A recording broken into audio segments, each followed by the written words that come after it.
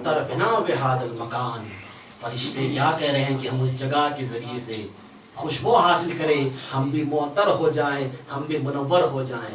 اللہ اکبر. یہ تذکر اہل بیت ہے اور یہ تذکر ائمہ معصومین ہے کہ جن کے تذکرے میں ملائکہ آسمان سے نازل ہوتے ہیں، اور نازل ہوتے ہیں، فقط نازل ہی نہیں ہوتے ہیں بلکہ ان انحصار کر لیتے ہیں، گھیر لیتے ہیں اور ان کے لیے استغفار کرتے ہیں. جس وقت تک یہ مومنین اس مجلس میں رہتے ہیں اس وقت تک یہ جو ملائکہ ان مومنین کے استغفار کرتے رہتے ہیں. اللہ اکبر. تو عزیزان گرامی، تو جیسا کہ میں نے اس آیت کی تلاوت کا شرف حاصل کیا ہے، سورہ حشر کی آیت نمبر 21 ہے جس کے اندر خلاق کائنات ارشاد فرما رہا ہے. جیسا کہ اس آیت کے سلسلے میں نے 1 سال پہلے بھی مطالب پیش کیے تھے، بس یہ ایک آیت کے سلسلے مطلب اور باقی جو ہے مطالب نئے بیان کیے جائیں گے کہ خدا کیا ارشاد فرما رہا ہے. لو انزلنا هذا القرآن على جبل لرأيته خاشعا متصدعا من خشية الله. اگر ہم اس قرآن کو اگر نازل کرتے علی جبل، پہاڑ کے اوپر نازل کرتے، خاشعا متصدع من خشیت اللہ، تو خشیت الہی کی وجہ سے، خوف الہی کی وجہ سے، عظمت الہی کی وجہ سے، جلال الہی کی وجہ سے خاشع متصدع من خشیت اللہ، ریزے ریزے ہو جاتا، پارا پارا ہو جاتا، چکنا چور ہو جاتا، اس کے ٹکڑے ٹکڑے ہو جاتے ہیں. خاشع متصدع من خشیت اللہ یعنی خدا کی خشونت کی وجہ سے، خوف خدا کی وجہ سے. یعنی کہ قرآن وہ قرآن ہے کہ جو اللہ کا کلام ہے، کائنات کے اندر سب سے سخت ترین چیز ہے پتھر. پتھر کے اندر بھی، حجر کے اندر بھی یہ استطاعت نہیں ہے، یہ طاقت نہیں ہے کہ وہ کلام الہی کو برداشت کرے.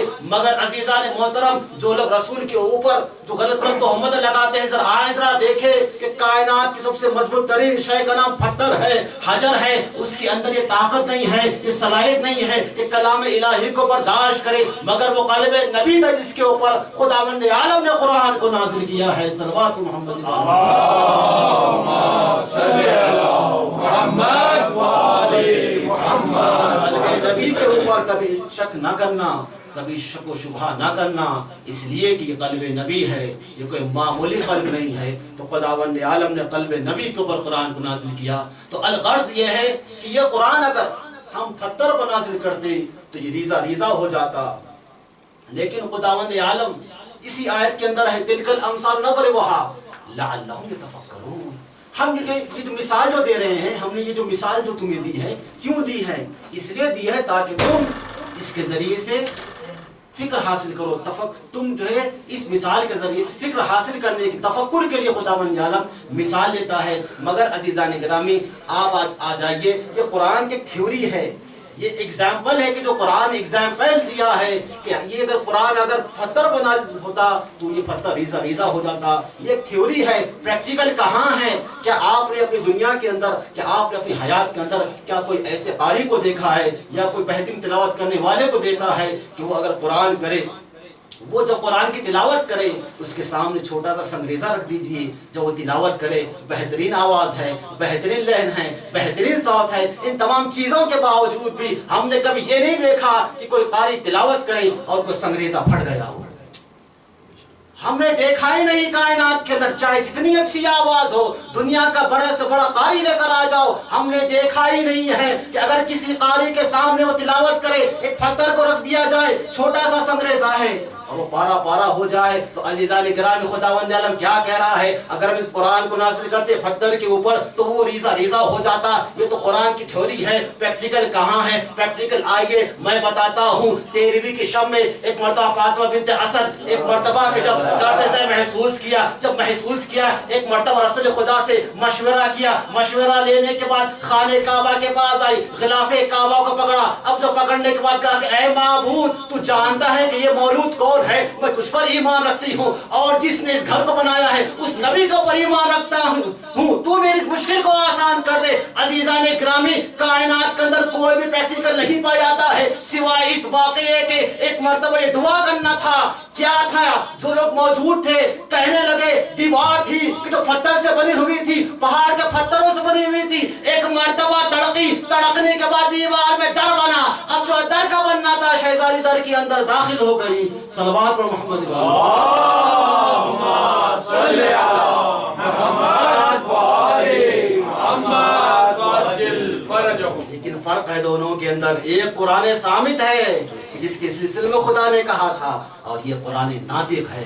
اور کون سا قرآن ناطق ہے کہ جو بھی خلاف میں ہے، ابھی دنیا میں نہ آیا ہے، مگر اس کے باوجود جب اس کے نور کی شعائیں جب خانہ کعبہ کی دیوار پر پڑی، خاشعا متصدعا من خشیت اللہ، تو یہ جو دیوار جو بنی تھی پتھروں کی ایک مرتبہ شگافتہ ہو گئی۔ اس کے بعد شہزادی ام البنین اور اس کے بعد شہزادی فاطمہ بنت اسد اس کے اندر داخل ہو گئی۔ اب جو لوگ مجمع تھا، جو لوگ تھے، ایک مرتبہ جیسے دیکھا کہ بی بی فاطمہ بنت اسد آئی، اور آنے کے بعد ایک مرتبہ دعا کیا، اور دعا کرتے ہی خانہ کعبہ شگافتہ ہو گئی۔ جو لوگ مجمع تھا موجود پریشان ہو گئے۔ پریشان ہونے کے بعد فوراً جاتے ہیں خاندان بنی ہاشم کے بزرگان کے پاس، جانے کے بعد کہتے ہیں کہ اس طریقے کا ماجرا ہو گیا ہے کہ فاطمہ بنت اسد آئی اور خانہ کعبہ کی دیوار شق ہوئی، شق ہونا تھا کہ شہزادی اندر داخل ہو گئی۔ اب سارے لوگ پریشان ہیں، جو لوگ جو جانتے نہیں ہیں، معرفت نہیں ہیں، وہ لوگ پریشان ہو گئے۔ اب اس کے بعد جلدی سے تمام لوگ آئے۔ آنے کے بعد جہاں پر جو دروازہ تھا وہاں پر آنے کے بعد چابی کے ذریعے سے تالا کھولنا چاہ رہے ہیں، وہ تالا کہ جو ہر روز کھل جایا کرتا تھا، آج عجب بات ہے کہ تالا کھل نہیں رہا۔ مگر عزیزان گرامی، آپ دیکھیں تالا نہ کھلا کیوں؟ اس لیے کہ یہ انتظام الہی تھا، یہ خداوند عالم کی طرف سے انتظام تھا کہ مولا کائنات کی ولادت خانہ کعبہ میں ہو۔ الغرض یہ کہ لوگوں کے درمیان میں چرچا ہونے لگا، ہر کوئی باتیں کرنے لگے۔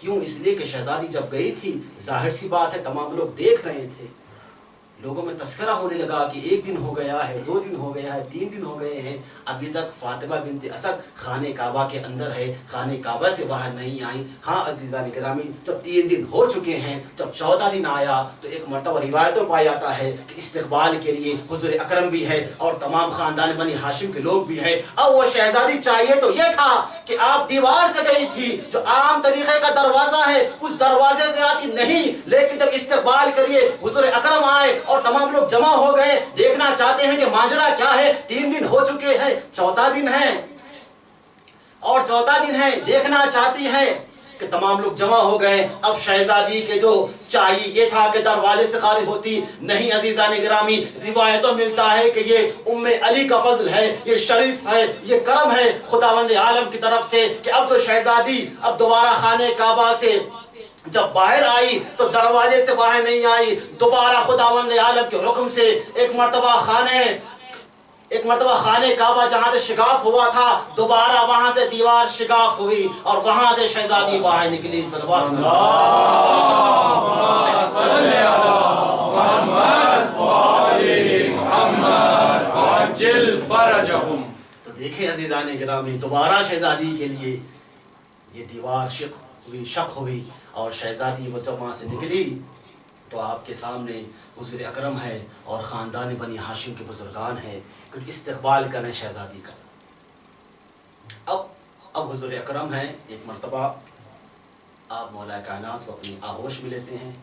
آغوش میں لینے کے بعد تاریخ میں یہ ملتا ہے کہ مولا کائنات 3 دن سے آنکھیں نہیں کھولی تھی۔ جیسے حضور اکرم کے آغوش میں آئے، آنکھیں کھولی، حضور اکرم کی زیارت کی۔ صلوات محمد صلی علی محمد وآل محمد وعجل۔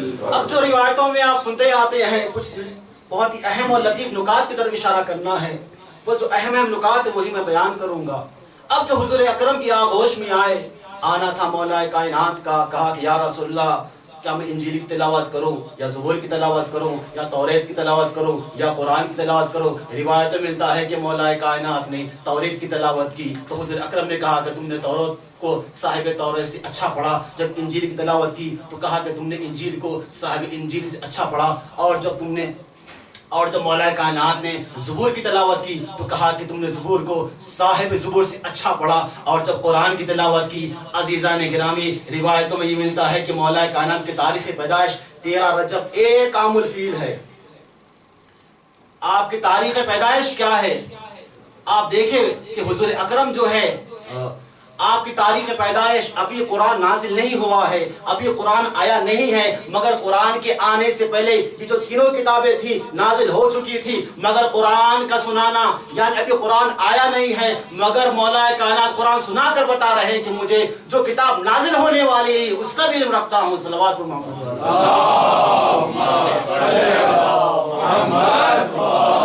مولا کائنات جو تاریخ پیدائش ہے 13 رجب 30 عام الفیل، تو دیکھیں آپ مولا کائنات آنے کے بعد قرآن کی تلاوت کی، اور اس کے بعد جب گھر لے جایا گیا تو ایک مرتبہ جب گھر میں جب مولا کائنات لے جایا گیا تو جیسے کہ اس زمانے کا دستور تھا کہ لوگوں نے ایک اژدہا فوراً ابو جہل دوڑنے کے بعد جو اژدہا والا تھا اس کو بلا کر لے آئے۔ کیوں؟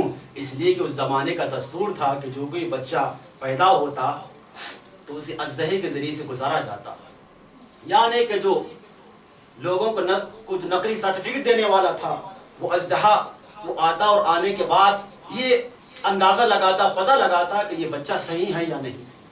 ایسے ہی مولا کائنات کے لیے بھی روایت میں ملتا ہے کہ ابو جہل دوڑنے کے بعد وہ اژدہے والے کو اپنے ساتھ لے آیا۔ اب جو اژدہے والے کو ساتھ لانا تھا ایک مرتبہ امتحان کے لیے مولا کائنات کے سامنے سے گزارا۔ آپ کے دماغ میں یہ بات موجود ہے، مولا کائنات ابھی 4 دن کے ہیں، جیسے ہی کل ایمان کے مقابلے میں لوگوں کو نقلی سرٹیفکیٹ دینے والا جب کل ایمان کے مقابلے میں آیا کہ مولا کائنات ہے، ایک مرتبہ اژدہے کے منہ میں 2 انگلیاں ڈالتے ہیں، ڈالنے کے بعد اژدہے کے 2 نیم کر دیتے ہیں۔ صلوات محمد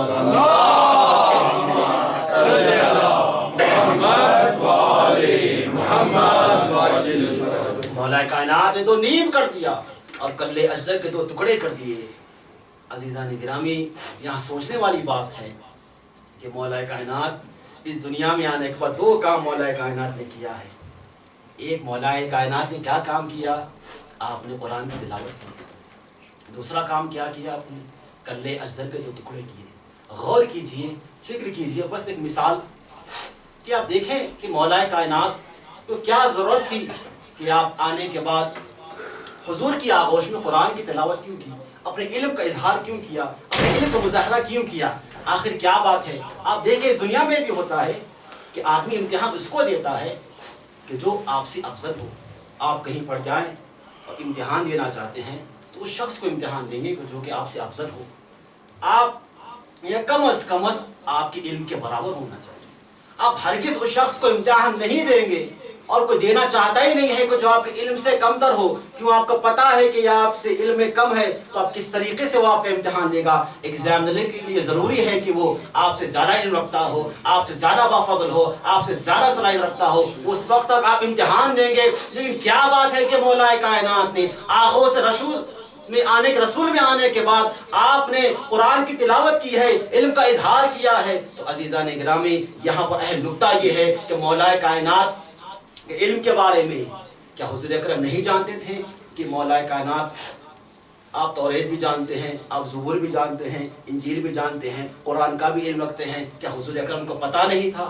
بے شک حضور اکرم کو پتہ تھا، اور ساتھ میں مولا کائنات کو بھی پتہ تھا کہ حضور اکرم کو میرے بارے میں میرے سلسلے علم ہے کہ میں تمام کتابوں کا علم رکھتا ہوں۔ تو آخر کیا وجہ تھی کہ مولا کائنات نے کیا کہا اور آنے کے علم کا اظہار کیوں کیا، قرآن کی تلاوت کیوں کی؟ اصل میں مولا کائنات یہ بتانا چاہتے تھے کہ دیکھو تم اس نبی کے مقام کو پہچانو جس کو میں امتحان دے رہا ہوں۔ یاد رکھو تم جسے امی کہتے ہو، تم جو جاہل کہتے ہو، معاذ اللہ استغفر اللہ، تم جسے امی کہتے ہو، دیکھو جان لو امت کے لوگوں کو بتانا تھا کہ دیکھو میں جس کو امتحان دے رہا ہوں اس کا مقام کیا ہے، اس کا مرتبہ کیا ہے۔ صلوات محمد اللہم صلی علی محمد و آل محمد وعجل۔ رسول اکرم کے مقام کو بتانا تھا، ان کی منزلت کو بتانا تھا کہ دیکھو جو میرا امتحان لینے والا ہے وہ کیسا ہوگا۔ تو حضور اکرم کی فضیلت کو بتانا مقصود تھا۔ اور عزیزان گرامی، ایک کام یہ اور دوسرا کام جو مولا کائنات نے جو کیا تھا، آپ نے کلے ازر کے 2 ٹکڑے کر دیے تھے۔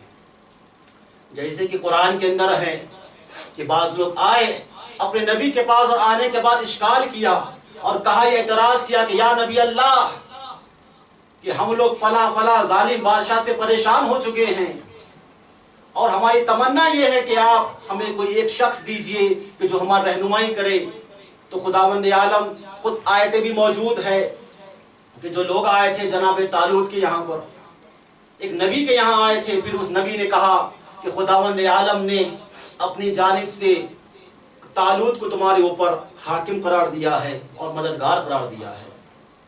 اب جناب طالوت کا جیسے انہوں نے نام سنا تو ایک مرتبہ اشکال کرنے لگے اور کہنے لگے کہ طالوت وہ کہ جو ان کے یہاں پر کھانے کے لیے کچھ نہیں ہے، وہ کہ جو غریب ہے، بہت ہی نادار ہے، وہ کس طریقے سے ہمارے اوپر حاکم بن سکتے ہیں، کس طریقے سے ہم پر حکومت کر سکتے ہیں۔ تو اس وقت وہ نبی نے کہا تھا کہ ہر کسی خدا کا فیصلہ ہے، یہ انتخاب خدا کا انتخاب ہے۔ کیا تم طالوت کو بہت ہی نادار سمجھتے ہو؟ کیا تم طالوت کو بہت ہی کمزور سمجھتے ہو؟ تمہیں نہیں پتا کہ خداوند عالم نے کیا کہا تھا؟ خداوند عالم نے طالوت کو 2 چیزیں عطا کی ہے، زادت و بسطن فی العلم والجسم۔ خداوند عالم نے جناب طالوت کو 2 چیزیں عطا کی ہے، ایک ہے علم دیا ہے، دوسرے شجاعت دی ہے۔ ایک ہے علم ہے، دوسرے شجاعت ہے، یعنی خداوند عالم جس کا انتخاب کرتا ہے اس کے لیے ضروری ہے کہ وہ علم بھی رکھتا ہو اور علم کے ساتھ ساتھ شجاعت بھی رکھتا ہو۔ اب مجھے بات سمجھ میں آئی کہ مولا کائنات اس دنیا میں آنے کے بعد قرآن کی تلاوت کیوں کی؟ مولا کائنات نے اس دنیا میں آنے کے بعد کلے ازر کے 2 ٹکڑے کیوں کیے؟ اس لیے کہ خدا کا جو منتخب ہوتا ہے، جو خدا کی طرف چنندہ ہوتا ہے، اس کے لیے ضروری ہے کہ علم بھی رکھتا ہو، علم کے ساتھ ساتھ شجاعت بھی رکھتا ہو۔ اس لیے مولا کائنات نے آغوز رسول میں آنے کے بعد قرآن کی تلاوت کی تاکہ علم کا اظہار ہو جائے اور کلے ازر کے تو ٹکڑے کر کے بتایا اور شجاعت کا اظہار ہو جائے۔ صلوات پر محمد اللہم صلی علی محمد وآل محمد وعجل فرجہ۔ اور صلوات پڑھے۔ اللہم صلی علی محمد وآل محمد وعجل فرجہ۔ مولا کائنات آپ نے اس لیے آغوش رسول میں آ کر قرآن کی تلاوت کی تاکہ مولا کائنات علم کا اندازہ ہو جائے، اور کلے ازر کے 2 ٹکڑے کر کر بتا دیا کہ شجاعت کیا ہوتی ہے اور شجاعت کا اظہار ہو جائے۔ اور وقت ہے نا، تو آپ دیکھیں تو یہ مولا کائنات کی فضیلت ہے، اور آپ دیکھیں مولا کائنات صرف 4 دن کے ہیں، 4 روز کے، مگر شجاعت کا عالم یہ ہے کہ آپ نے کلے ازر کے 2 ٹکڑے کر دیے۔ بس 1-2 بات اور آپ لوگ کے ذہن میں تمام۔ بسم اللہ۔ اور خدا آپ دیکھیں، آپ حدیث پیغمبر بھی ہے، حضرت محمد مصطفیٰ صلی اللہ صلی علی محمد وآل محمد وعجل فرجہ۔ کیا حدیث ہے کہ آپ دیکھیں مولا کائنات نے 4 برس کے تھے اور آپ 4 دن کے تھے اور کلے ازر کے 2 ٹکڑے کیے۔ حضور اکرم کیا ارشاد فرماتے ہیں؟ ان اللہ یحب شجاعہ ولو بقتل الحیہ۔ خداوند عالم شجاعت کو، بہادری کو پسند کرتا ہے، ولو بقتل الحیہ، اگر یہ آپ کی شجاعت یا آپ کی بہادری بہت زیادہ بہادری نہ ہو، بلکہ بقتل الحیہ، ایک سانپ کو مارنے کے برابر ہی کیوں نہ ہو، اتنی بھی شجاعت، اتنی کم مقدار میں اگر آپ کے اندر شجاعت ہے تو خداوند عالم کی شجاعت کو پسند کرتا ہے۔ عزیزان گرامی، حضور اکرم کیا ارشاد فرما رہے ہیں؟ خدا جو شجاعت کو دوست رکھتا ہے، خداوند عالم شجاعت کو پسند کرتا ہے۔ اقل ترین شجاعت، سب سے چھوٹی شجاعت، سب سے کم ترین شجاعت سانپ کے مارنا ہے، سانپ کو قتل کرنا ہے۔ آئیے ذرا دیکھیں کہ شجاعت کیا ہے۔ ایک طرف مولا کائنات ہے تو 4 برس کے ہیں اور 4 دن کے ہیں، 4 دن کے عالم میں آپ اژدہے کے کلے کے 2 ٹکڑے کر دیے ہیں، اور ایک مرتبہ غار میں ایک صحاب ہے، اور غار میں ایک صحاب ہے کہ جو سانپ کے خوف سے جن کے کپڑے کم ہوتے جا رہے ہیں۔ صلوات پر محمد اللہم صلی علی محمد وآل محمد۔ علی اور ہے، غیر علی اور ہے۔ قتل الحیہ، شجاعت وہ ہے کہ جو ولو بقتل الحیہ، روایتوں میں موجود ہے کہ ایک صحاب کے منہوں کو بند کرنے کے لیے بدن کے کپڑے کم ہوئے جا رہے ہیں۔ کیوں؟ یا رسول اللہ مجھے ڈر ہے، مجھے خوف ہے کہ سانپ نہ نکل آئے۔ تو یہ شجاعت ولو بقتل الحیہ، کہاں علی ہے کہ 4 دن کے ہیں، اور یہاں جو صحاب ہے غار میں رو رہے ہیں، خوف ہے، حالانکہ ساتھ میں رسول اکرم بھی ہیں، اس کے باوجود بدن کے کپڑے کم ہوتے جا رہے ہیں اور منہوں کو بند کیے جا رہے ہیں۔ تو الغرض یہ کہ عزیزان گرامی، تو یہ مولا کائنات کی فضیلتیں ہیں اور یہ مولا کائنات کا شرف ہے۔ اور دوسری آیت کہ جس کے اندر خداوند عالم ارشاد فرماتا ہے وَأَعِدْنَا عَلَى إِبْرَاهِيمَ وَإِسْمَاعِيلَ أَن طَهِّرَ بَيْتِيَ لِلطَّائِفِينَ وَالْعَاكِفِينَ وَرُكَّعِ السُّجُودِ کہ خداوند عالم نے عہد و پیمان لیا ابراہیم اور جناب اسماعیل علیہ السلام سے ان طَهِّرَ بَيْتِيَ لِلطَّائِفِينَ وَالْعَاكِفِينَ کہ آپ ہمارے گھر کو آپ صاف کریں اور کس کے لیے للطائفین والعاکفین کہ طواف کرنے والوں کے لیے اعتکاف کرنے والوں کے لیے ورکع سجود اور سجدہ کرنے والوں کے لیے آپ دیکھیں آپ ظاہر سی بات ہے آپ لوگ جاتے عمرے کے لیے حج کے لیے اور خانہ کعبہ ہے کہ جس کو دیکھنا بھی عبادت ہے آپ چاہے خانہ کعبہ کی آپ صرف دیکھتے رہیں یہ بھی عبادت میں شمار ہوگا یا آپ نماز پڑھیں یہ بھی عبادت میں شمار ہوگا دونوں کا ثواب برابر ہے چاہے دیکھیں آپ چاہے نماز پڑھیں تو خانہ کعبہ کے اندر اگر آپ جائیں آپ دیکھیں کہ لوگ جو آ رہے ہیں زیارت کر رہے ہیں کوئی نماز پڑھ رہا ہے کوئی رکوع میں ہے کوئی سجود میں ہے کوئی تو لوگ ہیں تمام کے تمام لوگ عبادت کر رہے ہیں مگر خداوند عالم کیا ارشاد فرما رہا ہے میں نے کیا کہا تھا آیت اولا کے اندر کہ قرآن ہمیں پریکٹیکل بتاتا ہے تھیوری بھی ضروری ہے اس لیے کہ پریکٹیکل کافی نہیں ہے تو آپ دیکھیں آپ خانہ کعبہ کے اندر جب جائیں آپ وہاں پہ لوگ آپ کو طواف کرنے والے بھی ملیں گے لوگ چکر لگائیں گے 7 چکر لگانا ہوتا ہے جسے عربی میں شوط کہتے ہیں شوط ایک چکر کو شوط 2 چکر کو 2 چکر تو اس طریقے سے والعاکفین ورکع سجود اور خانہ کعبہ کے اندر رکوع کرنے والے بھی ملیں گے اور سجدہ کرنے والے بھی ملیں گے مگر والعاکفین مگر آیت کے اندر جو لفظ آیا ہے عاکفین اعتکاف کرنے والے ہیں اعتکاف کیا ہوتا ہے اعتکاف کے معنی کیا ہے اعتکاف کا مطلب کیا ہے اعتکاف یہ ہوتا ہے کہ اعتکاف 3 دن کے لیے آپ دیکھیں آپ جتنے بھی 4 جو فقہ ہے اور فقہ جعفری 5 تمام فقہوں کے اندر اعتکاف کے لیے کہا گیا ہے اقل مدت 3 دن ہونا چاہیے 3 روز ہونا چاہیے اعتکاف کے لیے ضروری ہے 3 دن سے کم ہو ہی نہیں سکتا اعتکاف تو اعتکاف کے لیے ضروری ہے کہ 3 دن اعتکاف ہو اور خداوند عالم کیا کہہ رہا ہے کہ اے ابراہیم و اسماعیل تم خانہ کعبہ کو پاک کرو صاف کرو کس کے لیے اعتکاف کرنے والوں کے لیے رکوع کرنے والوں کے لیے سجدہ کرنے والوں کے لیے ذرا مجھے بتائیے تاریخ کے اندر کون ہے وہ کون سی شخصیت ہے جس نے اور کون سی شخصیت ہے کہ جس نے خانہ کعبہ کے اندر اعتکاف کیا ہو